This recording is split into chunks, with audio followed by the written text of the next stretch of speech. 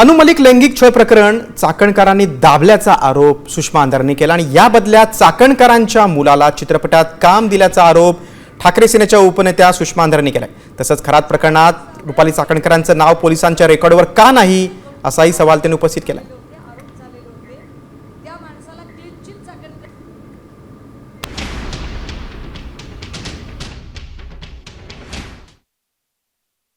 कॅम्पेनच्या अंतर्गत ज्या 3 बायकांनी त्यांचे काय हॅरेसमेंट असेल जे काही गोष्टी असतील त्याच्या संबंधाने जे अलिगेशन्स केले होते त्याची कंप्लेन ही चाकणकरांकडे आली होती आणि चाकणकरांनी त्या प्रकरणामध्ये अनु मलिक यांना क्लीन चिट दिली।